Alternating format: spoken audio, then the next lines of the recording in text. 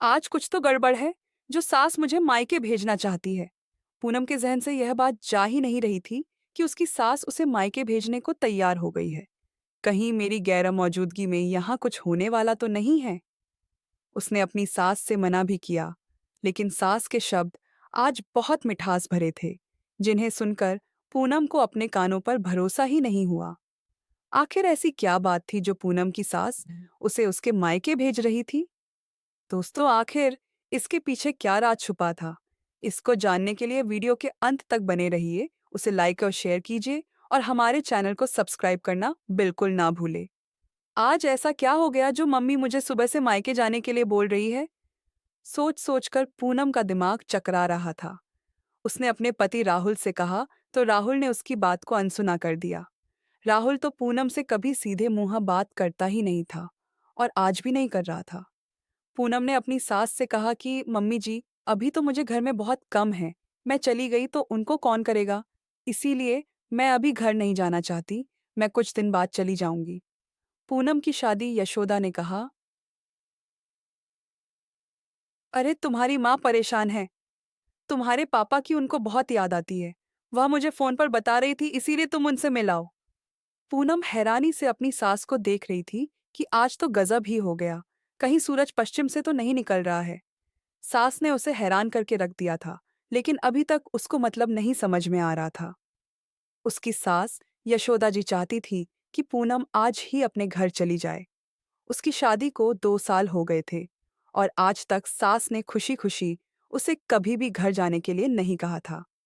पूनम वह दिन याद करने लगी जब उसके पापा अचानक बहुत ज्यादा बीमार हो गए थे और तब उसकी माँ ने रोते रोते उसको आधी रात को फोन किया था कि बेटा जल्दी से आ जा, पापा तुझसे मिलना चाहते हैं, उनकी तबीयत खराब है। लेकिन यशोदा जी ने कहा कि रात के समय कहीं जाने का समय होता है क्या? अरे, सुबह होने का इंतजार भी तो किया जा सकता है। ज्यादा ही बीमार है तो सुबह चली जाना, लेकिन मिलकर वापस आ जाना। और हाँ, नाश्ता बनाकर जाना।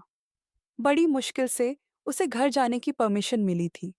उसने सुबह जल्दी से उठकर नाश्ता और खाना बनाकर रखा और जब अपने पति राहुल से कहा कि मुझे छोड़कर ऑफिस निकल जाना, तो राहुल ने कहा, तुम्हारे चक्कर में मैं अपना ऑफिस लेट नहीं करना चाहता, तुम अपने आप चली जाओ। सास ने भी गुस्से में कहा, अरे, उसको क्यों परेशान कर रही है? खुद ही बस से क्यों नहीं चली जाती? बेचारी पूनम ने 1 घंटे का रास्ता 2 घंटे में तय किया और जैसे ही घर पहुंची तो पता चला कि उसके पापा चल बसे हैं। पापा के मृत शरीर पर सिर रखकर वह फूट फूट कर रोने लगी। माँ ने रोते हुए उसे गले से लगाकर कहा, बेटा, अगर तू रात को ही आ जाती तो पापा की आत्मा को शांति भी मिल जाती। बेचारी कितने परेशान थे उन्हें। तेरी कितनी चिंता हो रही थी और वह बहुत रो रहे थे। बेचारी तुझे बिना मिले चले गए। पूनम की माँ फूट फूट कर रो रही थी और पूनम खुद को इतना लाचार महसूस कर रही थी और उसे खुद पर गुस्सा भी आ रहा था कि उसने रात को ही आने की जिद क्यों नहीं की। क्यों वह अपनी ससुराल वालों से डर गई? क्यों वह अपने पति के सामने कुछ नहीं बोल सकी? पिता के अंतिम संस्कार के बाद शाम के समय सास ने फोन करके कहा, अब तो तेरे पिता संसार से विदा भी हो चुके हैं, तो फिर अब वहां बैठी क्या कर रही है? अपने घर गृहस्थी की फिक्र नहीं है क्या? पूनम इतने दुख भरे समय में अपनी माँ का सहारा बनना चाहती थी, उनको संभाल लेना चाहती थी, लेकिन सास ने इतना दबाव डाला कि उसको घर आना पड़ा। जब वह घर वापस आई तो किचन की हालत देखकर हैरान रह गई। जैसा खाना बनाकर गई थी वैसा का वैसा खाना रखा हुआ था। उसने जब अपनी सास से पूछा कि मम्मी जी, आपने खाना क्यों नहीं खाया, तो सास ने कहा, मैं बासी खाना नहीं खा सकती और ठंडा खाना मुझे चबाया नहीं जाता है। अरे, मैं तुम लोगों की तरह जवान थोड़ी हूं, तुझे तो बस अपनी और माँ बाप की फिक्र रहती है। पूनम बेचारी इतने दुख में थी और सास के ताने कम नहीं हो रहे थे। एक दिन पूनम के पास एक अनजान नंबर से फोन आया और उसने कहा कि वह उसके मायके का पड़ोसी बोल रहा है। उसकी माँ की तबीयत बहुत खराब है और वह पूनम को बुला रही है। अब पूनम के मायके में केवल माँ ही तो बची थी, लेकिन साथ ने इस बार भी मायके जाने से मना कर दिया। मगर इस बार पूनम ने जिद पकड़ ली और बार बार कहती रही कि नहीं, अभी मुझे अपनी माँ से मिलने जाना है। माँ मेरा फोन भी नहीं उठा रही है, पता नहीं उनको क्या हुआ है। पूनम के पति राहुल ने कहा कि माँ इसको जाने क्यों नहीं देती है। रो रो कर इसने मनहूसियत फैला रखी है। हर वक्त घर में मातम देखने को मिल रहा है, इससे तो अच्छा है कि इसको इसकी माँ के घर कुछ दिन के लिए भेज दो और अपना पिंड छुड़ाओ। राहुल की बात सुनकर यशोदा जी ने कहा कि मैं इसके कहाँ पर तुझे 2 दिन के लिए घर भेज रही हूँ, लेकिन अगर 2 दिन बाद वापस नहीं आई तो घर में घुसने नहीं दूंगी। आज पूनम को वह सब कुछ याद आ रहा था कि जिस सासू माँ ने ऐसे समय में घर नहीं जाने दिया था, जो सास मुझे 2 दिन से ज्यादा घर नहीं भेजती थी, आज वह मुझे 1 हफ्ते के लिए घर जाने के लिए क्यों कह रही है। आखिर इसके पीछे क्या वजह है।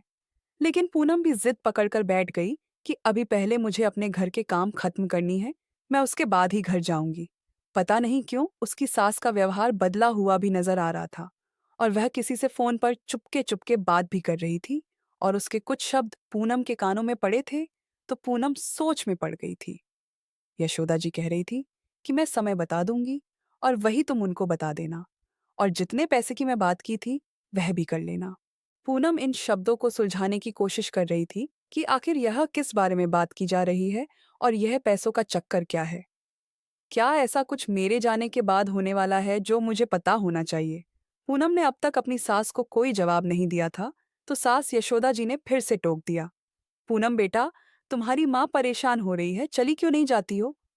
पूनम के गले से यह शब्द उतर ही नहीं रहे थे। आखिर उनके शब्दों में इतनी मिठास कहाँ से आ गई और इस मिठास की वजह क्या है। पूनम हक्की बक्की अपनी सास को देख रही थी कि आज ये औरत इतना मोटा कैसे बोल रही है, जिसने हमेशा मुझे इतने ताने सुनाए हैं, जो हमेशा मेरी माँ और बाप को भला बुरा कहती आई है।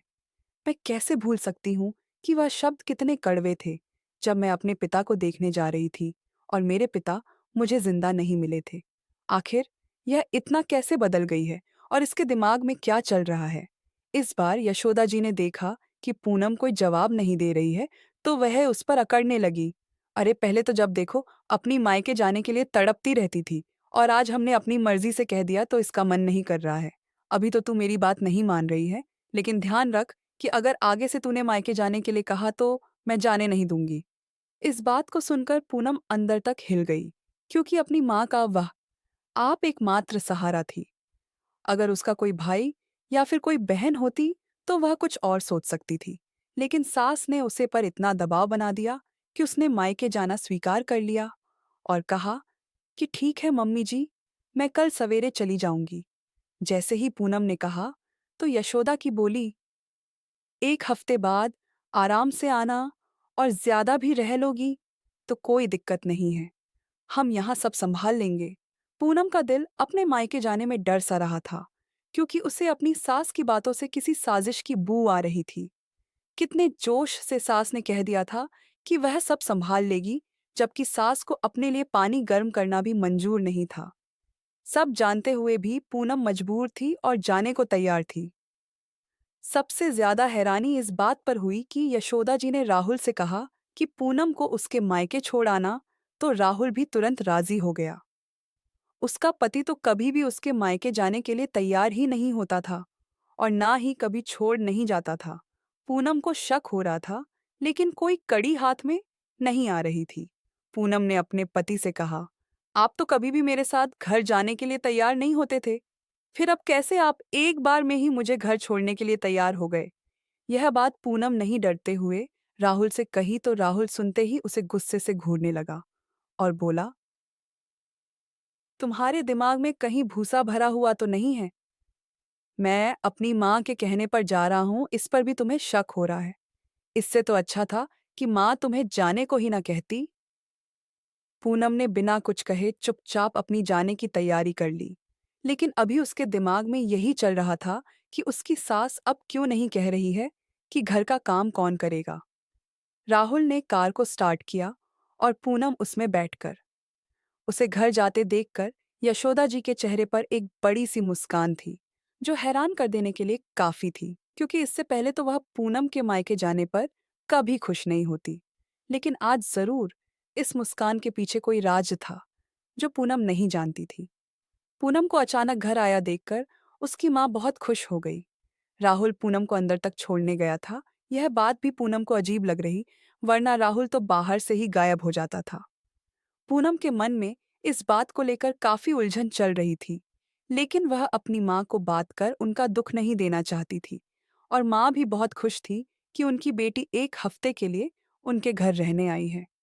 2 दिन बीत गए तो पूनम ने अपनी सास को फोन किया, लेकिन एक अजीब बात हुई कि फोन रिसीव तो हुआ, मगर उधर से कोई नहीं बोला। पूनम सुनने की कोशिश करती रही क्योंकि कुछ आवाज आ रही थी।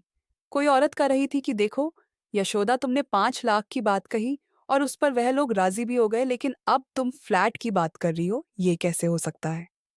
यह शब्द उसको साफ सुनाई नहीं दे रहे थे और इसके बाद फोन स्विच ऑफ हो गया था।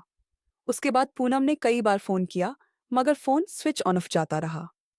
फिर उसने राहुल को फोन किया, तो कई बार फोन करने पर राहुल ने गुस्से में फोन उठाया और बोला, मायके जाकर भी तुमको चैन नहीं है? पूनम ने कहा कि मम्मी जी का फोन स्विच ऑन ऑफ जा रहा है। तो राहुल फोन पर ही बुरी तरह नाराज होने लगा और बोला, मम्मी से कम है तो मुझे फोन मत करो, और अगर स्विच ऑन ऑफ है तो ऑन होने का इंतजार करो। वैसे तो तुम्हारी माँ से बनती नहीं, और आज तुम्हें मन से बात करनी है। मुझे पता है कि तुम कितनी दोगली हो। राहुल की बात सुनकर पूनम की आंखों में आंसू आ गए। वह राहुल को बात ही नहीं पाई कि उसके मन में कौन कौन से सवाल है जो उसे परेशान कर रहे हैं। यह पैसे की बात उसने 2 बार सुनी थी और अब उसका माथा ठनक रहा था। शाम को उसने अपनी माँ से कहा कि मम्मी, मैं दोबारा आ जाऊंगी, लेकिन राहुल का फोन आया है और मुझे घर बुलाया है। मैं कल सुबह घर चली जाऊंगी।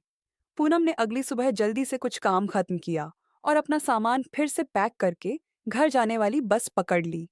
2 घंटे बाद जब वह घर पहुंची तो देखा कि घर का दरवाजा खुला हुआ था और अंदर से पकवानों की खुशबू आ रही थी और हंसने की आवाज भी आ रही थी। पूनम के मन में कौतूहल जागा कि अचानक यह घर पर कौन आया है, इतना स्वागत हो रहा है। अंदर जाकर देखा तो उसकी आंखें फटी रह गईं। अंदर गई तो देखा कि सोफे पर उसका पति राहुल बैठा था और उसकी बगल में एक लड़की शादी में बैठी हुई थी। सास को पूनम नजर नहीं आई क्योंकि उस तरफ यशोदा जी की पीठ थी। वो कह रही थी, राहुल को तो लड़की पसंद है और मुझे भी लेन देन की जानकारी तो आपको पहले ही मिल गई होगी। मगर राहुल ने पूनम को देख लिया था और वह घबराकर अपनी जगह से खड़ा हो गया। यशोदा जी ने एकदम से पीछे मुड़कर देखा और उनके भी होश उड़ गए। पूनम पीछे खड़ी दोनों को घूर कर देख रही थी और उसकी आंखों में गुस्सा साफ साफ नजर आ रहा था। लड़की की माँ ने कहा, यह कौन है जिसे देखकर आप ऐसे घबरा गए? यह ना ज्यादा देखकर पूनम का पहले ही दिमाग खराब हो चुका था। उसने तमतमाकर कहा, जिसके लिए आप अपनी बेटी का रिश्ता लेकर आई हैं, मैं उसकी पत्नी हूँ और मैं इस घर में ही रहती हूँ। 2 दिन के लिए मैं मायके क्या आ गई? मेरी सास ने दूसरी शादी की योजना बना ली। तभी यशोदा जी की पड़ोसन जो वहीं बैठी हुई थी उसने कहा, यशोदा, तू तो कह रही थी कि यह वापस नहीं आएगी क्योंकि यह तलाक लेने वाली है। यह सुनकर पूनम का गुस्सा 7वें आसमान पर पहुंच गया। लड़की और उसके माता पिता यशोदा जी को भला बुरा कहने लगे। आप हमको धोखा दे रही थी। आपने बताया था कि आपके बेटे का तलाक हो चुका है, लेकिन यहाँ तो पत्नी सामने खड़ी है। हम चाहे तो अभी आपको पुलिस के हवाले कर सकते हैं, लेकिन इस मासूम बहू की खातिर आपको छोड़ रहे हैं, जिसे आपका बेटा छोड़ने वाला था। यशोदा की नजर झुकाकर उन लोगों की बात सुनती रही और फिर वह लोग चले गए। यशोदा ने पड़ोसन से कहा, पता नहीं ये कैसे वापस आ गई। मैंने तो इससे 1 हफ्ते मायके में रहने के लिए कहा था और राहुल से भी तलाक के पेपर बनवाने के लिए कह दिया था। मुझे नहीं पता था ये अचानक वापस आ जाएगी और मेरी इतनी बेइज्जती हो जाएगी। पड़ोसन भी यशोदा जी की तरफ देखकर मुंह बनाते हुए चली गई। पूनम ने कहा कि मैं आज तक समझती थी कि एक दिन आप मुझे अपना लोगी, लेकिन आज लग रहा है कि आप लोग कभी नहीं सुधर सकते। मेरे साथ साथ आप एक और लड़की की जिंदगी खराब करने जा रहे थे। कुछ ही देर में पूनम ने पुलिस बुलवाई और दोनों माँ बेटे को उनके हवाले कर दिया, जिसमें पड़ोसन ने उसका साथ दिया। अब यशोदा जी की अकल ठिकाने आ गई थी और राहुल भी पूनम से माफी मांग रहा था। अगर आपको कहानी अच्छी लगती है तो वीडियो को लाइक, कमेंट और शेयर करना ना भूलें। और ऐसे ही पारंपरिक किस्से और दिल को छू जाने वाली कहानी देखने के लिए चैनल को सब्सक्राइब जरूर करें।